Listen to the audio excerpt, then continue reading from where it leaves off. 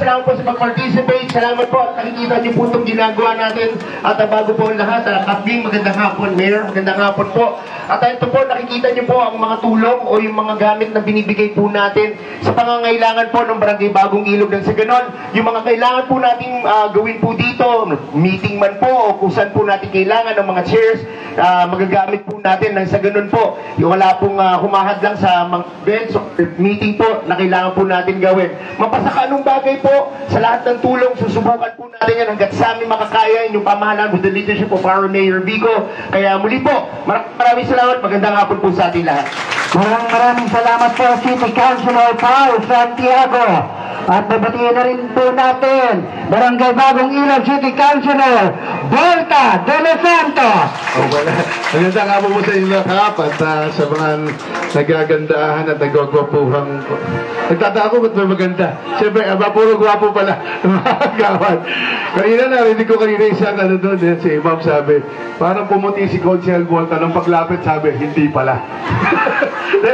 Alam mo hindi kasi po ito, maganda po itong gatong okasyon na napapatunayan po na bukod sa pamimigay po ng mga aming mga silya po at pati na po mga table, maganda po na napapatunayan na papairal rin po yung aming ordinansa na anti-EPAL. Makikita nyo po, wala pong nakatatak na pangalan po ng mga politiko dun sa mga upuan at silang ibibigay. Pero maganda rin po, nabagit po dati kasi ni Mayor nung minsan may mga delays din po, di ba? Alam naman namin po, matagal na rin po hiniling itong mga upuan at sila. Talagang may delays po. Pero ang pinakamaganda po doon, may delays man, isa lang po nakakasiguro tayo. Dumaan po sa proseso at wala pong korupsyon sa procurement. Yun po ang pinakamaganda po. No? Kaya masarap po maging pasigenyo sa mga panahon na ito dahil masasabi po natin na lahat ng bagay po ay naaayon po sa proseso ng batas. Magandang hapon po sa inyo lahat and God bless. Maraming salamat City Councilor Volta de los Santos. Acknowledge na rin po natin pagdating ni Kagawad Bio Inocencio Barangay Bagong Ilog. Andito po si Kagawad Bio. And of course, Barangay Bagong Ilog. Para pabatiin na rin po natin ang napakasipag City Councilor Kiko Ruesca. Grabe naman yun, Mark. Good afternoon po sa ating lahat at alam ko po medyo mainit so iiksihan ko na lang yung mensahe. Again po, nabanggit na rin ang aking mga kasama ni Mayor Vico ay Kaping at sa Council. Magandang afternoon po, at least hindi tayo inuulan ngayon. Di tulad ng Monday. Kabaliktaran.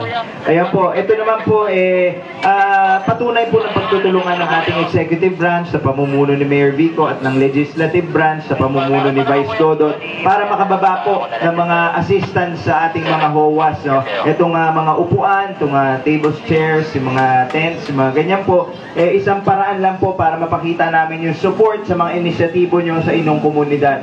We wish you nothing but the best. Sa abot na mga kaya, nandito po ang inyong lokal na pamahalaan na handang sumuporta po sa magagandang programa nyo sa inyong mga nasasapat. And good afternoon po sa atin lahat. God bless po sa Barangay Bagong Ilog at sa atin.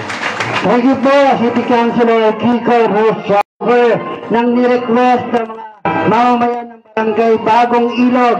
Palakpakan po natin isang malakas na palakpakan, Mayor Vico Soto! Magandang hapon sa ating lahat.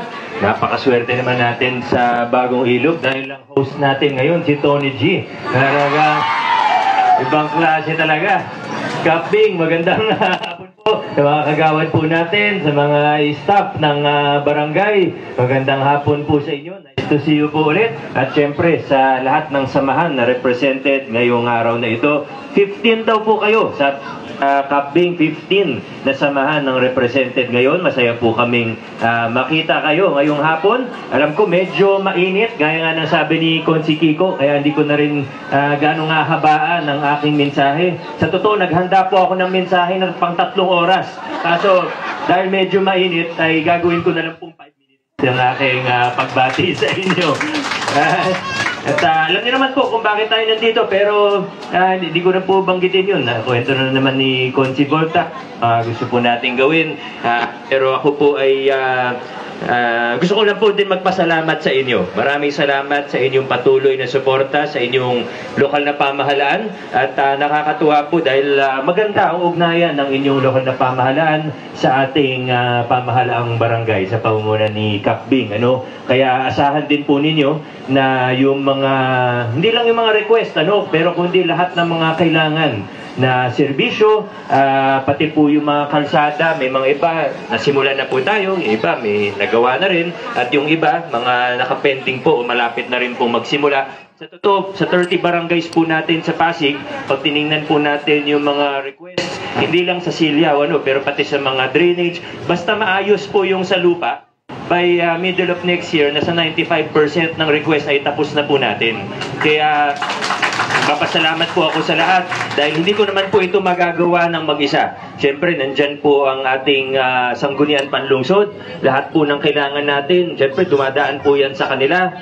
Sinusuri po nila yan ng maigi. At sa totoo po, ang pinaka-importanting bahagi ng trabaho ng isang konsyal o ng sanggunian natin ay wala na pong iba. Marami pong pwedeng gawin. At siyempre, tumutulong din po ang mga konsyal natin. Minsan, nagkakaroon ng mga project. Pero sa totoo, ang sa Pilipinas po, ang pinaka-importanting trabaho ng sanggunian panlungsod ay suriin at aprubahan yung budget ng ating lokal na pamahalaan. At nakikita po natin na talagang nagagampanan nila ang kanilang katungkulan. Kaya kung si Volta, kung si Eric, kung si Pao, kung si Kiko, maraming salamat din po sa inyo. Siyempre sa panguna ni Vice Mayor Dodot, kasama ng iba pang mga konsehal natin, District 1 and 2. Hindi po natin magagawa ang lahat ng ito kundi sa tulong at suporta nila. Banggitin ko na lang, pinaparating po niya ang kanyang pagbati. Ikaw man, Roman, ay magandang dahilan naman po kung bakit wala siya dito dahil 91st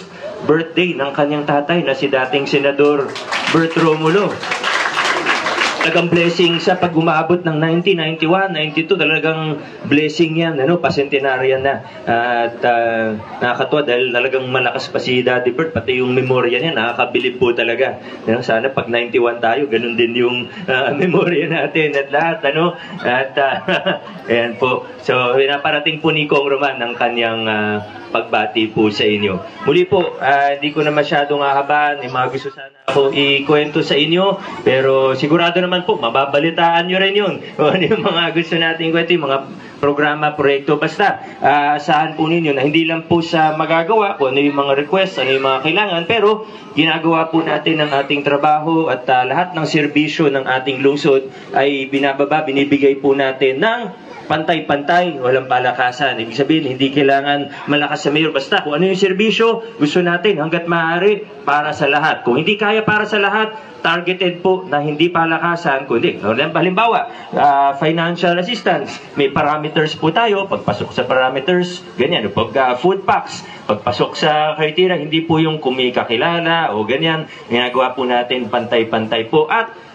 gaya ng nabanggit ni Madjo Volta kanina, ginagawa po natin sa paraan na transparent, nakabuklat po, kita ng mamamayan kung saan ginagamit ang pondo, kung ano po yung mga ginagawa natin, mula sa malaki hanggang sa pinakamaliit, at talagang inaano po natin yan. Alam ko, minsan, mga busy rin po kayo, may mga trabaho, may gawain sa bahay, may gawain sa OWA, nagbo-volunteer sa marami tayong ginagawa, kaya siguro, minsan, hindi na natin nababalitaan ng lahat ng ginagawa ng pamahalaan natin. Pero, ang maasahan po natin ay ang direksyon natin, dun tayo sa transparency, bukas, kita kung saan ginagamit ang pondo natin at kita kung ano yung mga ginagawa natin. Pati pagkukulang, walang problema, talagang pinapakita din natin yun kasi wala naman pong gobyerno na perpekto o natutugunan ng lahat-lahat. Pero hanggat sa mga kaya natin, tatrabaho tayo at pinapakita natin sa taong bayan. Siguro, bilang panghuli na lang po, ako po ay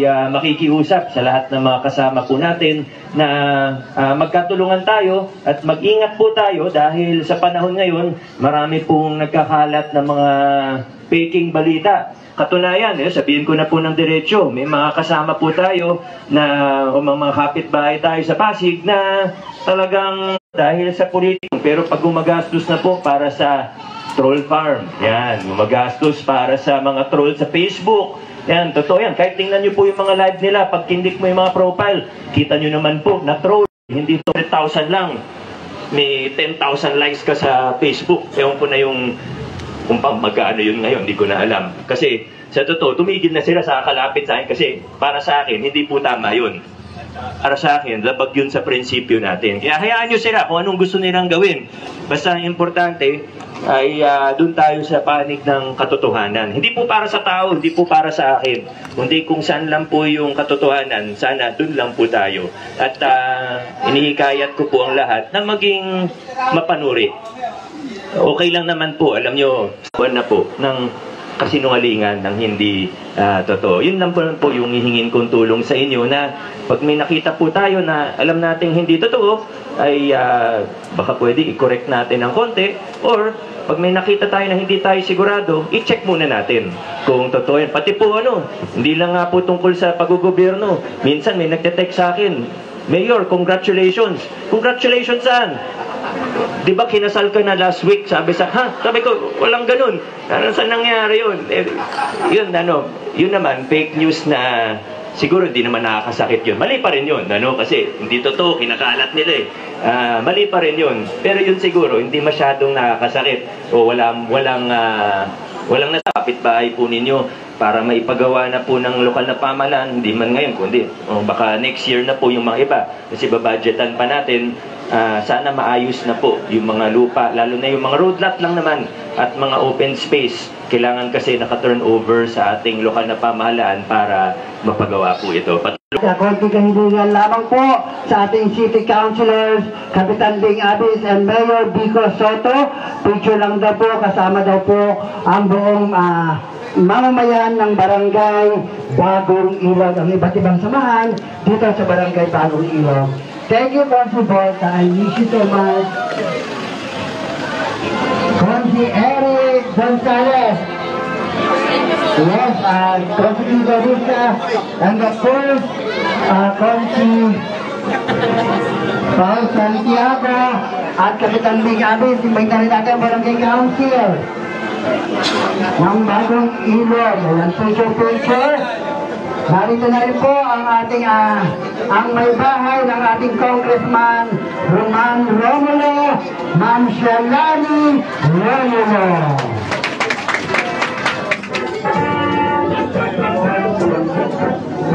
Ayan, picture muna tayo. Kasama natin ang ating City Councilors, Ma'am Shalani, ang buting may bahay ni Congressman Roman. And of course, ang napakasipag nating Mayor ng Lungsod ng Pasig, Mayor Vico Soto. Okay na po.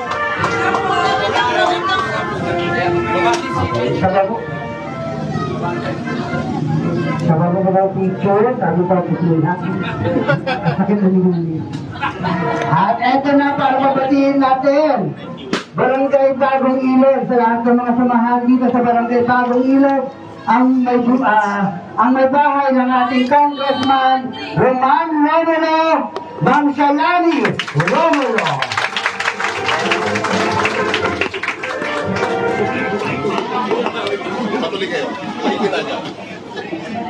Hello po, isang magandang... Hello, Sir Ed po. Isang magandang hapon po sa ating lahat. Good afternoon po. Pasensya po, si Congressman Roman po ay nasa kongreso na po, session na po nila.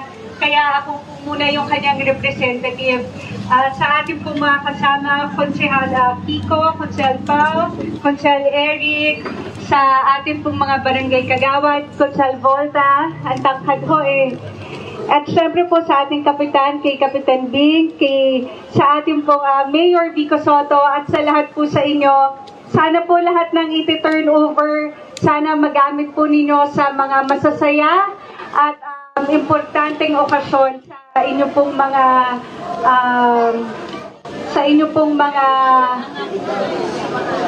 organization. Sasabihin sa inyo pong mga ganap po yung nasa isip ko. Sa inyo pong mga special na occasion, sa inyo pong mga buhay. Si Congressman Roman po, ang binili niya lang po, ipaalala ko daw po sa inyo, hindi lang daw po dito nagtatapos ang serbisyong ibibigay ng ating Mayor Vico Soto, ng ating mga konsehal at ng ating barangay. At syempre po mula po sa ating Congressman, siya po ay bumabati sa inyo. At kung may kailangan daw po kayo, wag lang daw po love life at wag lang daw po pambayad sa utang, makakatulong po ang ating opisina. Magpasyalan po kayo sa medical assistance at sa iba pa pong kailangan po ninyo. Sana makatulong po ang ating opisina. Muli, mula po sa ating Congressman Roman Romulo, magandang hapon po sa inyong lahat. Alright, maraming salamat Ma'am Shalani Romulo at sa ating City Councilor at ang ating Mayor Vico Soto. Maraming salamat po. At Barangay Council ng Bagong Ilog, salamat po Kapitan Bing Abis. At para tuloy-tuloy na po ang ating turnover ngayong oras po, tawagin natin ang lahat po ng samahan ng ating magbibigyan ng table, chairs at mga tent. Okay, unahin na po natin ang samahan ng magkakapitbahay ng R. Valdez Extension. Nasa na po?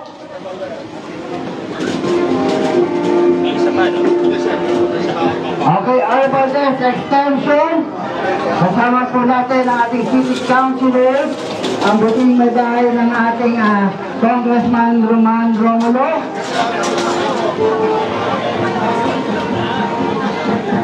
Alam po, sila po ang samahan ng magkakapitbahay ng R. Valdez Extension.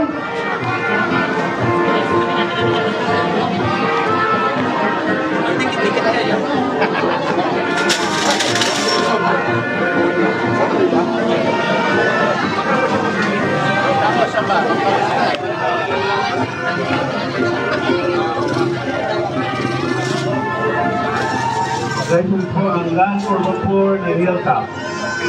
Hilltop.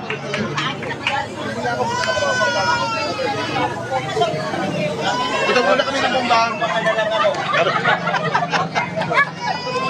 Naka-video tayo, kaya umangan na lang ako. Okay din yung Kasama natin, muli, Mayor Vico Soto, Kapitan Bing Abis, Ma'am Shalani Romulo. Next po,